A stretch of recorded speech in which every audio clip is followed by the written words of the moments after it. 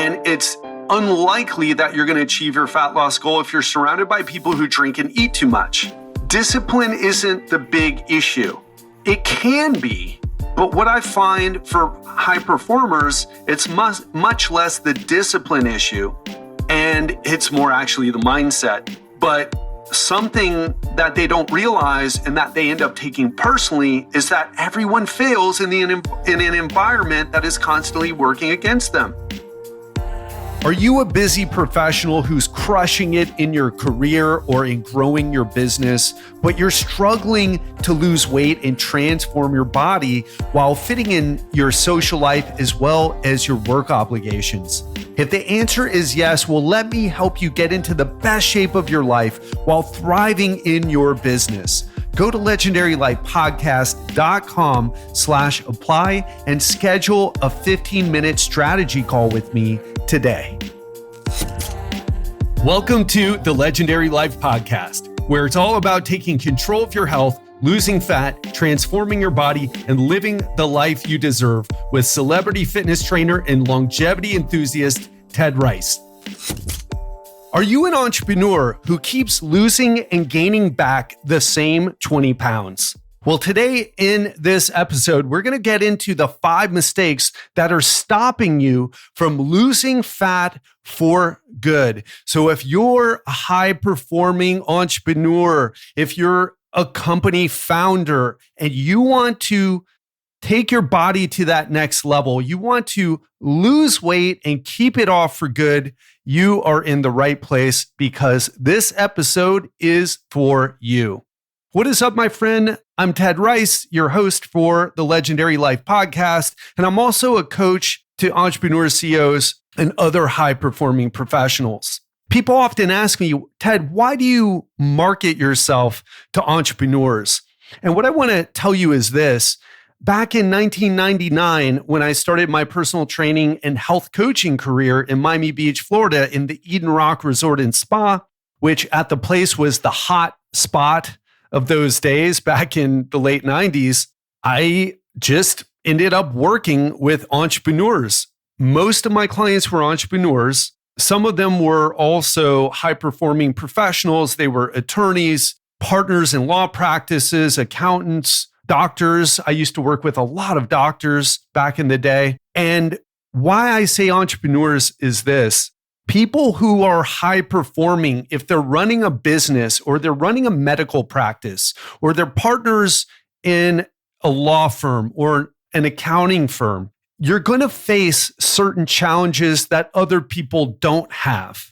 And the biggest thing is this. I find that people who aren't a high-performing professional, a lot of the stress that comes from that drives the average person's situation, their weight situation, their struggles with weight loss are financial. That's the way I see it, folks. And I often tell people, if you're listening to this show, but you're struggling financially and you're hoping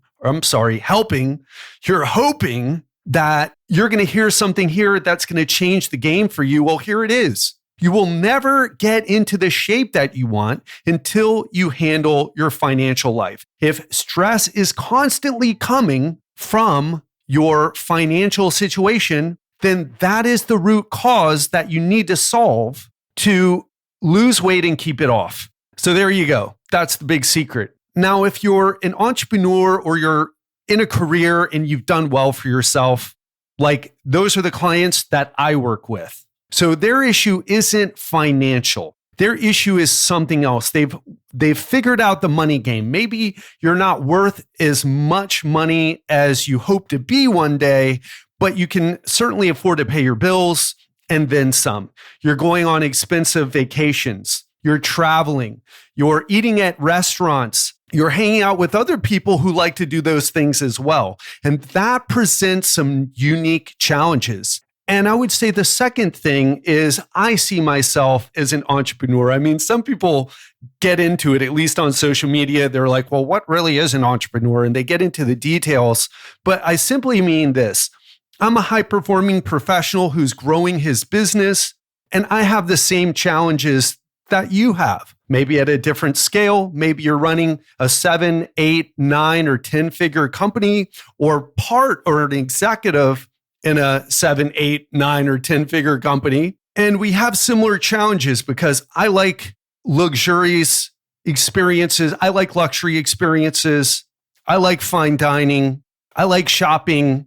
I'm in Paris right now for a week. I'll be in Madrid for a week next week. And if you're living that type of life, it presents, again, some unique challenges. So let's get into the 5 most common mistakes I see entrepreneurs make with fat loss. And more importantly, I'm going to talk about how to fix them. And the number one mistake that I see that entrepreneurs make is quick fixes. It's kind of funny because any entrepreneur, any business owner, or any partner in a law firm or accounting firm or medical practice, if you're doing well, you know there are no quick fixes to running your business.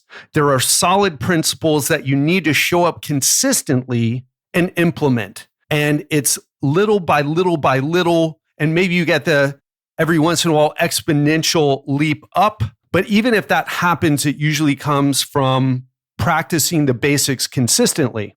However, when it comes to fat loss, people start to look at themselves in the mirror and say, oh my gosh, my health is going away. I'm getting fat. So what's something I can do really quick to fix this situation? And so many of my clients come to me and they've tried keto. They've tried intermittent fasting.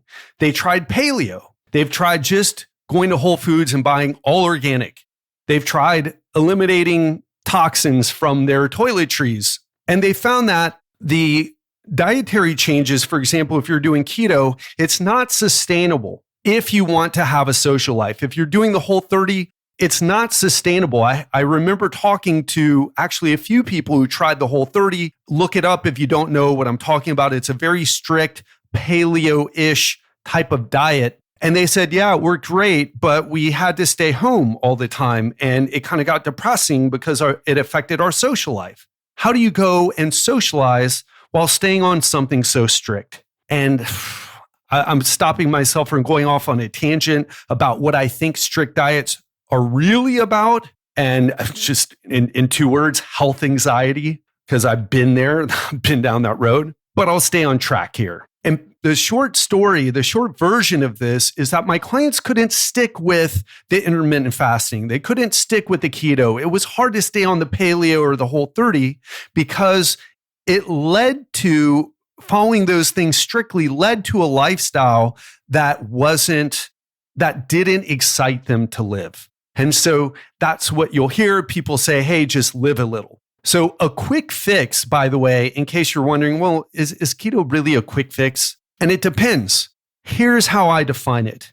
It's any strategy that you know you can't keep up with. For example, maybe you say, oh man, I'm going to go on keto. You lose weight, but you're like, I'm doing this and I like the weight loss, but I don't see myself keeping this up. Maybe you might be 1 month or 1 year into it. And we even have data showing people just give up on keto. People give up on most diets. The vast majority of diets, especially if you extend that timeline, people can't keep up with it. So here's what I want to tell you. Here's the action. Do the 10-year test. It's very simple. Ask yourself, am I getting results right now? Hopefully the answer is yes. If not, then you and I, we need to talk. You need to come book a call with me right away so we can talk about that. But ask yourself, are you getting results? If the answer is yes, then you need to ask yourself this. Do I see myself using this for at least 10 years? 10 years, folks. You don't want to be in shape for 12 weeks or 16 weeks or even 1 year or even 5 years. You want to have this handled. And so if you fail the 10-year test, in other words, you're like, yeah, I'm doing keto right now, or I'm mixing keto with intermittent fasting. And yeah, I wake up and I drink coffee in the morning and wait until 1 p.m. where I'm kind of starving and irritable. And I didn't really get that much done because all I could think about was eating at 1 p.m. And you know you can't keep that up. All you want is to eat breakfast and have a slice or 2 of toast. Then it's not the right solution for you. It's not the right strategy for you. And you need to find something else, which again, I can help you with. So you should book a call with me. So the action there is use that 10-year test. Number 2, too much stress. So based on a few surveys, we know that men tend to drink too much when they're stressed and women tend to overeat. And the reason is this: stress, when it's chronic, it makes you feel uncomfortable. That might show up as, you can't turn off your mind. It might show up as just feelings of anxiety. It might show up as irritability. It might show up as so many things, but it's a negative state. Chronic stress is a negative state. And as a result, you're like, man, I need to do something to make myself feel better. And the thing that most people choose to medicate their emotional state is what? It's food and alcohol. Food and alcohol. Well, food and drugs. Alcohol is a drug, just like cocaine, marijuana, and other drugs. And that's what people tend to do. Men tend to drink more alcohol. Women tend to eat more food. We also know that food helps change your brain chemistry. It makes you feel better, just like alcohol and other drugs do. The thing is this: if you're constantly finding yourself in a stressed out state and your only coping mechanism is food and alcohol, then that's going to have an effect. So let's just stick with food. Let's say you're feeling stressed and you eat, you feel better. You're feeling stressed, you eat and feel better. Eventually what happens is you're trying to do something good for yourself. You're trying to say, hey, listen, you're feeling stressed. Let me give you some pleasure. Let me take the tension away by giving you some pleasure, some reward. And there's nothing wrong with that. I just had a croissant today because croissants are delicious. But if it becomes a common thing, a consistent behavior to deal with your stress, then what happens? It starts becoming a source of stress. It starts becoming a source of stress in 2 ways. Number 1, overeating leads to a bunch of issues. Putting on fat, which makes you feel bad about yourself when you see the results of your behaviors in the mirror. It also messes you up because overeating causes inflammation. People think that if they just eat healthy foods like acai bowls and green juices and, name whatever, a bunch of nuts, whatever you think is healthy, that there won't be any negative health effects from that. But what we know is that your food quality and how many calories you eat are just as important. If you're eating the 600 calorie acai bowls and having a 300 calorie green juice and then having 300 calories of nuts and then getting a 16 ounce 1,200 calorie ribeye, but hey, it's grass fed and it has healthy fats in it, you are going to end up stressing your system. We know that people who are overweight and obese, they tend to have problems, even more problems with stress, because it's difficult for your body to have that much body fat. It leads to increased inflammation because your fat cells start to secrete inflammatory chemicals. This can mess up your mind as well. We know that there's some research, it's still being worked out, but there's some research showing that high body fat levels, especially if you're obese, affect your prefrontal cortex. In other words, that part of your brain that's connected with planning for the future, impulse control, working memory. So a few key things, especially if you want to succeed in business or succeed in other areas of your life. Another thing is this: stress affects your appetite and it affects your memory. So even if you're not a stress eater, well, I shouldn't say that. Stress can cause cravings, especially if that's, for some people, stress, especially very strong acute stress, it can make you lose weight. That's another subject we're not going to get into, but chronic stress, especially from your business, from other areas of your life, it affects your appetite. And it also affects your memory, your ability to learn. So I want to tell you a story of a client. I was working with a client, or I'm still working with him actually, and we had a conversation a few weeks ago.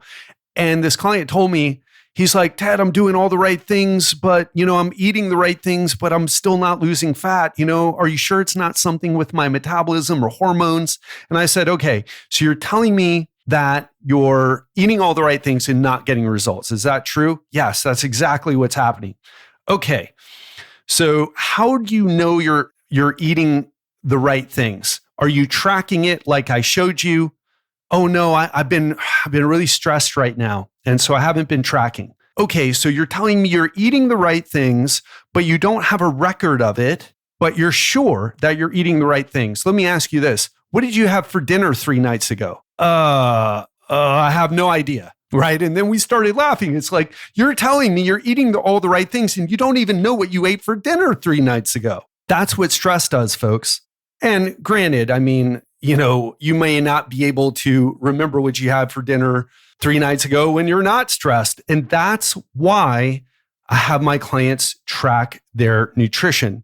But the real problem here is stress. Stress knocks you off your plan, and you have to manage your stress to bring yourself back on to the wagon. It's not always stress that knocks you off. It could be something like a vacation. But in general, what I find is running a business is very stressful. Being part of a practice, a medical practice, or a attorney, law firm is very stressful. And it gets hard to be on top of what you're doing. And so while you're focusing on solving problems, you're automatically grabbing handfuls of candy when walking through the office or eating more than you think, and you don't even realize it. And so here's the action I want you to take. I want you to schedule one stress-reducing activity on your calendar every single week.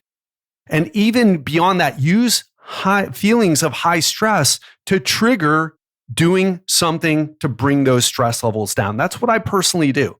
This is how I live my life. The hustle and grind culture is working against your biology. So whenever you're highly stressed, also your productivity is going to drop down. I know I'm talking a lot about stress here, but I just feel like it's the big thing that people just don't appreciate. And I don't think enough people talk about. So schedule one stress-reducing activity on your calendar every week. Number 3, trying to do too much. So this is kind of interesting because if you're a high performer, you don't want to do small things. You don't want to make small changes. You want big results and you want them yesterday. And that's okay. I'm the same way. It's just, it doesn't work that way. And here's how you know. Are you consistent with your plan? Are you consistent with the number of workouts that you do each week? Are you consistent with the number of steps you get each week? Are you consistent with your food choices each week? Because if you're not, then you're trying to do too much, especially if you're in the first few months of the journey.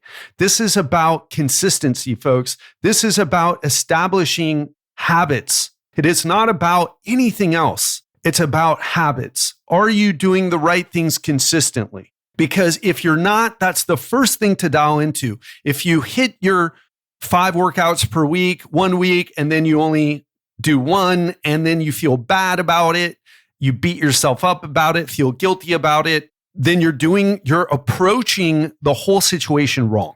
You're doing it wrong. There's no other way to say it.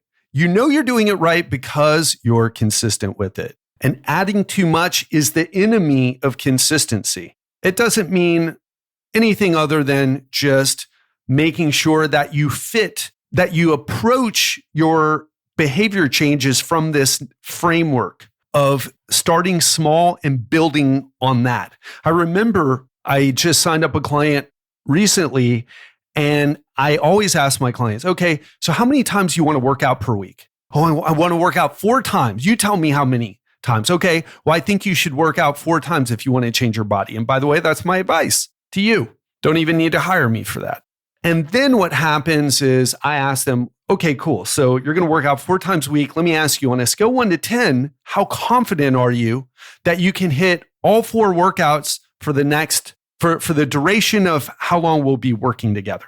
Let's say 4 months. I'm probably about a 7 on that. Okay, so you're a 7. And let me ask you this. On the weeks where you're not able to hit all 4 workouts, let's say you miss 1 or maybe miss 2. Let me ask you this. How are you going to feel about yourself? Oh, I'm going to feel like such a loser. Okay, cool. So you're going to feel like a loser. So you're So 70% of the time, we know that you're going to hit these 4 workouts, but 30% of the time, just estimation, you're going to miss this. And every time you miss it, you're going to feel like a loser. Let me ask you this. When you feel like a loser, does that help you? Does that help motivate you to get back into action and keep pushing forward with this program? No, it kind of makes me want to quit.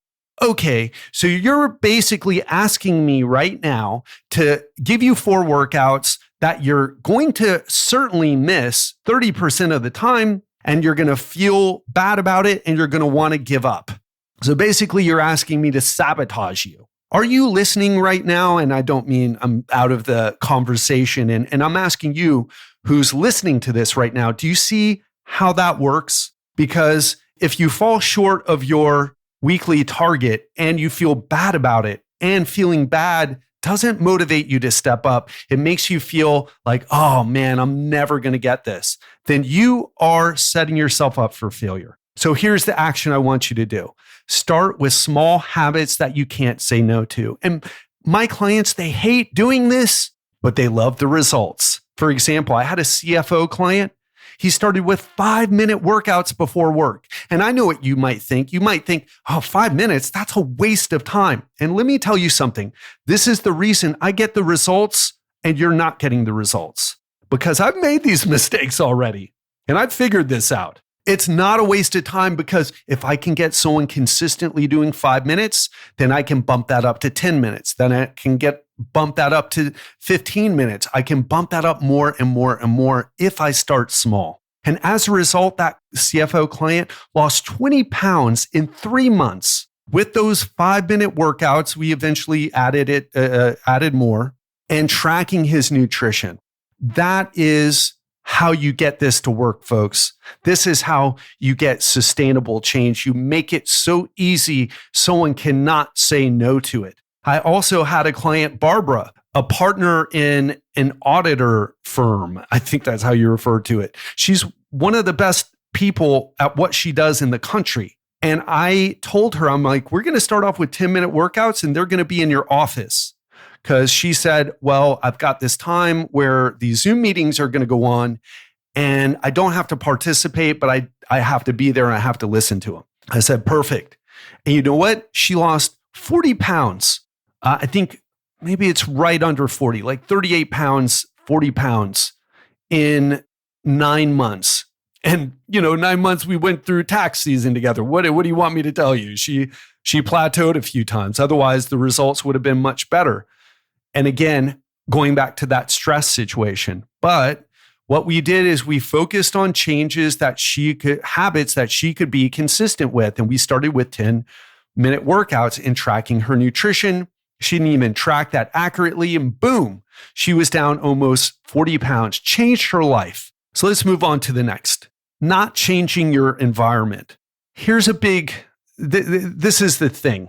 It's nearly impossible to lose fat if you're surrounded by unhealthy food. And it's unlikely that you're going to achieve your fat loss goal if you're surrounded by people who drink and eat too much. Discipline isn't the big issue. It can be, but what I find for high performers, it's much less the discipline issue, and it's more actually the mindset. But something that they don't realize and that they end up taking personally is that everyone fails in an environment that is constantly working against them. It doesn't matter how smart you are or what your degree is or how much money you make or how fast your company is growing. If you don't change your environment, you won't be able to change permanently either. This is crucial. And the action here is you have to build an environment that makes doing your healthy habits easy. And I want to even share something personal about this. So I travel a lot.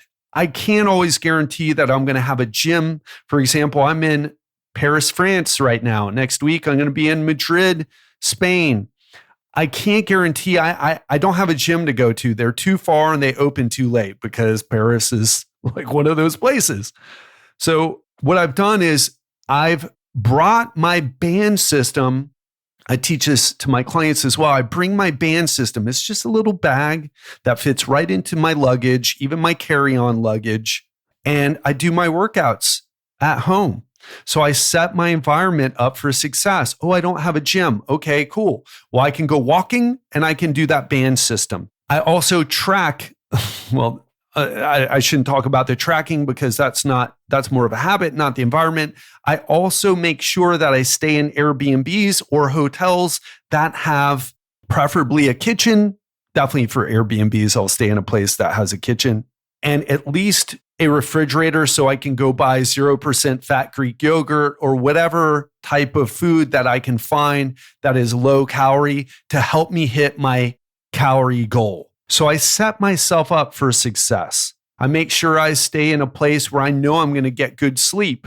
I stay in Airbnbs and hotels usually have blackout blinds, but some Airbnbs don't. I look for Airbnbs that have blackout blinds.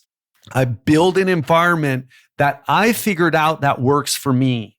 So what you can do is build an environment that makes doing your healthy habits easy. Okay. Build an environment that makes your healthy habits easy. Number 5, focused on the outcome, not the process. Let me ask you this. Have you ever started a weight loss program and you're doing great? This happens a bunch in my coaching group. A client will be crushing it. They'll be losing, 10 pounds in the first month. And then the second month, they step on the scale and one of the weeks, their weight doesn't change and they get upset. And I want to ask you, have you ever had that happen? Maybe you've been making some progress and you step on the scale and you don't see progress. Or maybe you don't see progress fast enough, at least to your expectations. And it makes you feel bad. It makes you get a case of what I call, and have talked a lot about on this podcast, the fuck it's. You're like, oh man, fuck this. And you want to stop. This is one of the things that makes people quit even before they get started. And we work with clients. We're on top of this. We have to ask our clients, hey, listen, how many times can you weigh in per a week? We need at least once per week, but do you feel a strong urge to quit if you step on the scale and you see your weight going up or staying the same? And based on their answer, we help them figure out a schedule of weighing that won't lead to those struggles, right? Because the more of those moments that you have where you're like, oh, I want to quit. I'm tired of this. I'm not seeing results. I feel like I'm doing everything right and the number on the scale isn't changing and I want to quit. The more times you have that, the more likely you are to give up. And here's the thing, if you give up, you're never going to fix this. You have to stay in the game. But most people, what happens is the way they go about their program, people think, let me just say this if I can. People think it's their hormones, their metabolism, come up with all these complicated, my genes. It's like, do you know anything about genetics? Well, no, I read it. I read a blog post about it once 5 years ago. Okay, then why are you talking about your genetics? What do you know about hormones? Even doctors don't know this stuff that well. What it really is, folks, is psychology. People try to do something that becomes very stressful or very hard to do. And then once you're doing here's how it happens.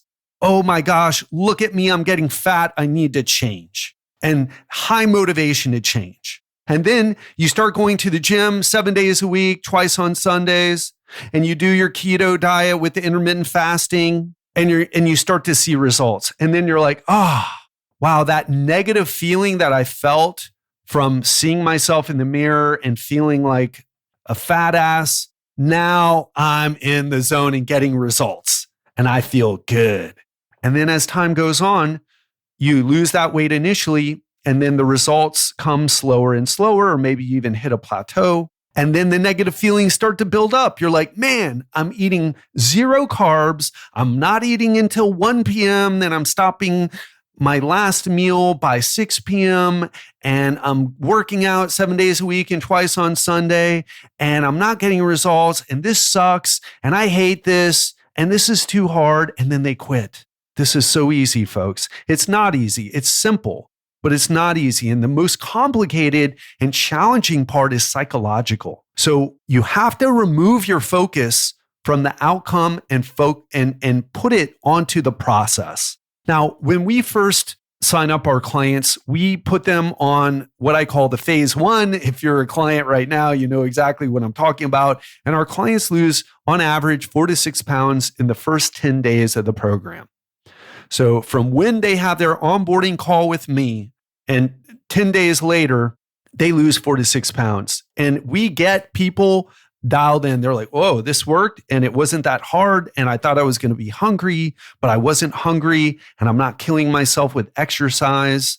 I'm in this program. I'm all in now. But we also make sure to tell them, look, you got great results when you first started. The results are going to slow down. Some weeks you may not lose any weight at all. Either way, you're going to have to be consistent with your habits. And that's how we get sustainable results with our coaching. And whether you work with me or not, that's how you break the yo-yo diet cycle. That's how you get out of the going extreme, then giving up, going extreme, then giving up. So you start to become focused on the weekly habits. You start to focus on, did you work out as many times as you said you were going to? Of course, we've already talked about setting the target low enough to build the habit. And let me ask you this, when you start to focus on the process, you're always winning. Did you work out the 3 times for 20 minutes that you said you were going to? Yes, I did it. Great. How do you feel? I feel amazing. Give me more. That's the change that we're looking for from our clients. That's the change we're looking for. And if we can get that, we know a client is going to win big. But I'll tell you, it's a process. It's a big process. It is so simple to lose fat. It's just eating fewer calories, than you burn. It's that simple, folks. But it's how do you do that in a way that doesn't use strict diets, that doesn't use workouts that keep you in the gym for 4 or 5 hours a week? How do you do that in a way that allows you to enjoy your social life and makes room for vacations and anniversaries and having that anniversary dinner or birthday dinner or sharing a slice of chocolate cake with one of your kids for their birthdays? And there's a lot of ups and downs in that journey. I would even say it's the same like building a business. My entrepreneurial journey, I'm a great coach. I've been doing this for 23 years. I have some challenges occasionally, but most of the time, I just crush it with clients. And even when the clients aren't crushing it with their goals, they at least understand why and what needs to change. And the challenge is just in creating the change. Usually it becomes really challenging when a client is under a high amount of stress. But when I'm talking about growing my business, man, it's an up and down roller coaster. I'm just never going to quit because this is, I would have to find something else to do. And this is my mission in life, to help people with this. I could do other things for money, folks, but I choose this because I feel like we go to battle together. We're on SEAL Team 6 together. We're an elite force together and we win together. And I love that feeling. I love helping people win with this. And so let's recap. Number 1 mistake is falling for quick fixes. And a quick fix is any fat loss strategy that you can't keep up for 10 years. Number 2, too much stress. And the action here is schedule 1 stress-reducing activity on your calendar every week. Number 3, trying to do too much. You know you're doing too much if you can't be consistent on a weekly basis. And the action here is to start with smaller habits that you can't say no to. Start with small habits that you can nail every single week. 4, not changing your environment. If you're surrounded by healthy food, you come home and you have to constantly tell yourself, don't eat the ice cream. If you got to spend your hours at home telling yourself, like I would, don't eat that ice cream. Don't eat that ice cream, Ted. Oh man, you just got some news that kind of bothered you emotionally. Don't eat that ice cream, Ted. You're going to lose it. You're going to eventually cave in because you'll have bad days and you'll give in.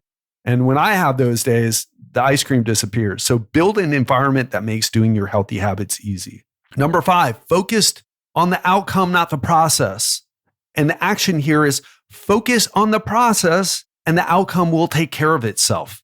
Maybe not every week, but it will eventually take care of itself. You've got to focus on those habits, and eventually the habits will become automatic. They'll take so much less effort, and then it'll be easy to make changes that deliver even better results.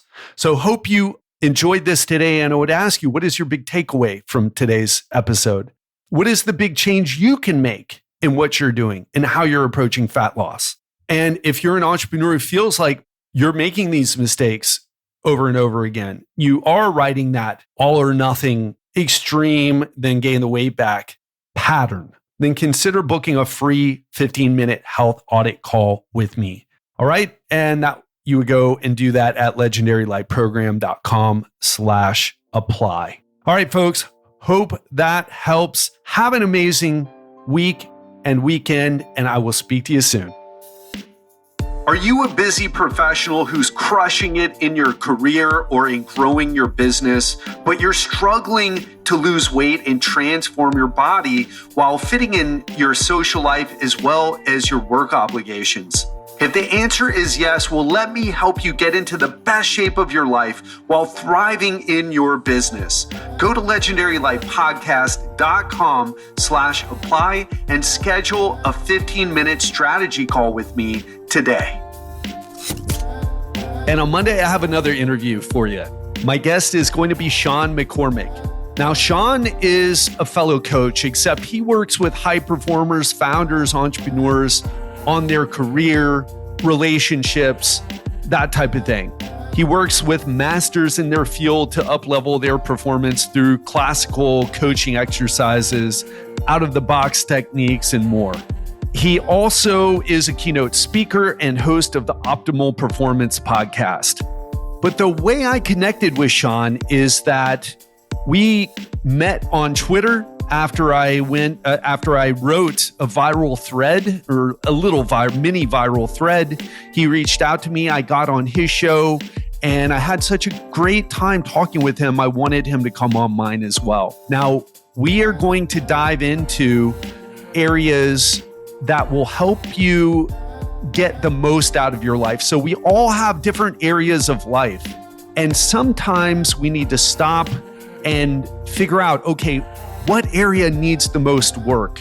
And we're going to talk about how to figure that out. We're going to talk about what to do once you figure that out. And we're also going to talk about breakthrough techniques that can help you unlearn bad habits and create new healthy ones. So for that and much more, tune in on Monday. Have an amazing weekend, and I'll speak to you then.